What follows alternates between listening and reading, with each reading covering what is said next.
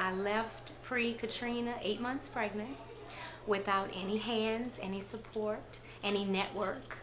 And regardless of if there is a hurricane or not, women need support and they need to hold each other's hands. And I'm volunteering to be a sister friend because I understand that living away, because of my experience not living near my family, I didn't always have the kind of support that I would have wanted. I could only imagine a mother who's maybe single and doesn't have resources and just isn't really in the best position at the time during her pregnancy, how much support she would really need to go through that, to be the best mother she could possibly be. So I'm really excited about this project. I can't wait to start and get assigned a little sister.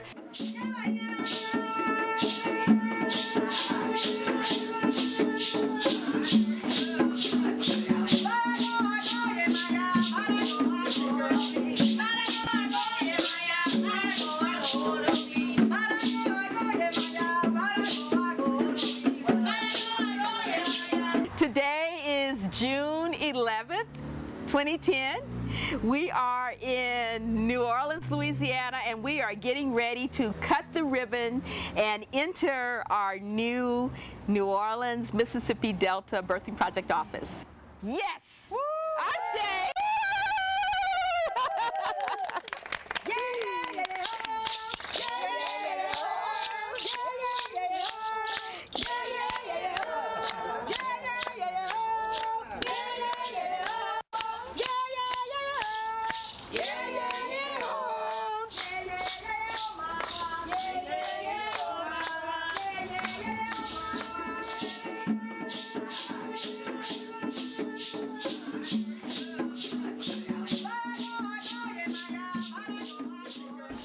To all of the great elders whose shoulders we stand upon, particularly Harriet Tubman, we say Ashe.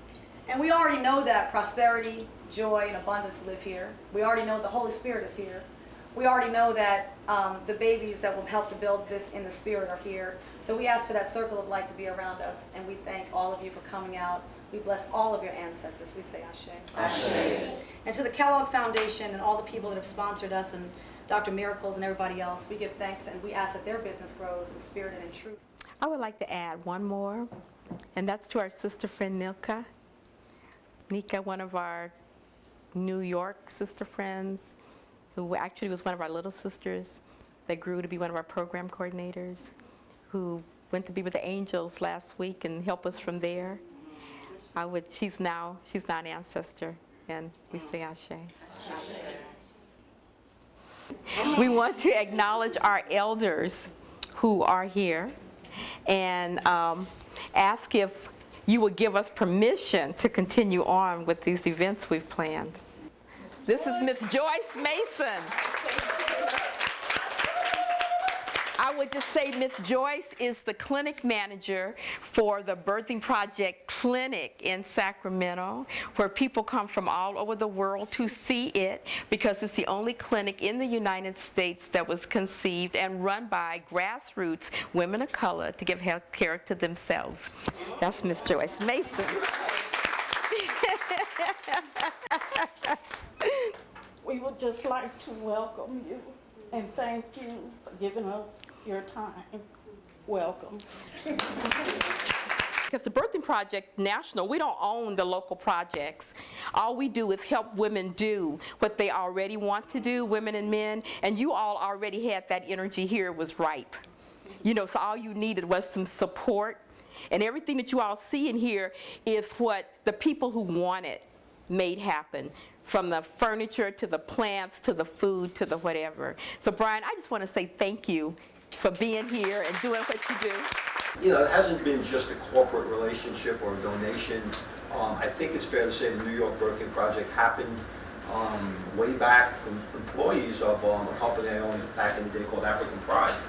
And you know, we have a lot of personal stories. My former assistant was very involved in New York. One of my partner's wives was a sister friend, and has some, you know, as every sister friend has stories, amazing stories to tell.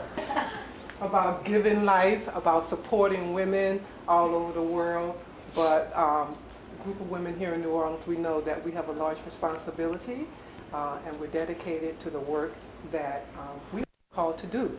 So we ask you, when you leave, to continue to send us light and to continue to send us all your love, because we're going to need it. Okay? We're building a foundation. We're building something new here in New Orleans, and we're going to really need some help. Her table, and I asked her, who are you? I want to know who y'all are. And I got her card. And it's very interesting because for the next 2 years, I kept your card on my altar. I didn't even know why. I had no intention of being a doula or even working in this capacity at all. And, you know, as life would have it, here I am. So I just thank you. I thank you for having that energy that called me to the table. The Birthing Project has two components. One component is doulas. The other component is sister friends. Sister friends are for women who want a longer-term relationship. Sister friends usually are with the mom. It's like a big sister or a sister friend, extended family member. During the pregnancy, she's there with her, acting as her doula during the birth of the baby, and she stays in that relationship until the baby is at least a year old. Our very first baby born into the Birthing Project 22 years ago, her home was actually here in New Orleans. And after, I want to say two things. One, she's still connected to the sister friend, to her mom 22 years ago. The family moved back to New Orleans, and then after the hurricane, they made their way back to Sacramento because that's where the sister friend is. And I believe she's graduating from college this year. So the Birthing Project has been around long enough that we can now compare our girls at 18 with their moms when they were 18, because we know that it doesn't matter too much what you do to a woman when she's pregnant to influence the outcome of the birth, but it's really the condition that the mom is in when she gets pregnant.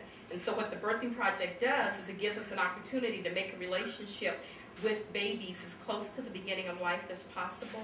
Some people believe that when a child is born, it's like you are empty and you go through life and you get things put into your bowl of life. And one of the things we do in the Birthing Project is we say to our babies in the beginning, the middle, and the end, I love you. Because people have a way of remembering 7 times more often the bad and negative things they hear than the good things that they hear. So someone could say 7 good things to you and 1 bad thing, and what will you remember? And so when you know that, and you are parenting a child, either as the biological parent or the community parent, you remember to say things into that child's ear and to put in that child's head that you want that child to remember, that's going to counter all the negative things. And so whether we're talking about families or we're talking about the institution of the Birthing Project, you know, we want to begin your new life by everyone here putting something positive into your bowl. And this bowl will stay here, and there'll be times when you're going to have to pick this bowl up and remember all the good stuff because the work is hard. Miracles and wonders. Determination. This is for emotional strength. Lots and lots of joy and laughter. Peace and richest blessing.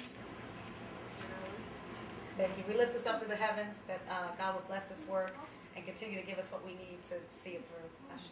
We are an organization that's really servicing the Latina and African American population, because that's been our highest infant mortality rate in those 2 communities. So that's really the population that we're standing for. Harriet Tubman didn't take no stuff, wasn't scared of nothing neither. Didn't come in this world to be no slave, and wasn't going to stay one either.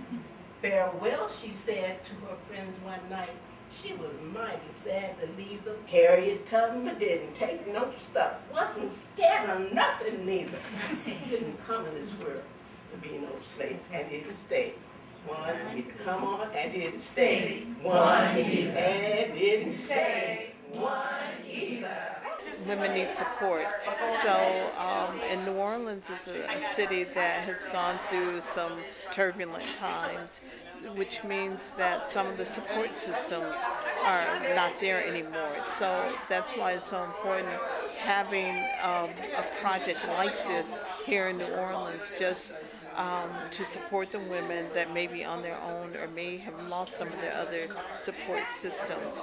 And the women that are sister friends definitely care about each other and care about the sister friend. I'm excited to be a part of the birthday project here in New Orleans, and yes, it is needed. How can anyone ever tell you that you're anything less than beautiful? How could anyone ever tell you that you're less than whole? How can anyone fail to notice that your living is a miracle? And how deeply you're connected to my soul.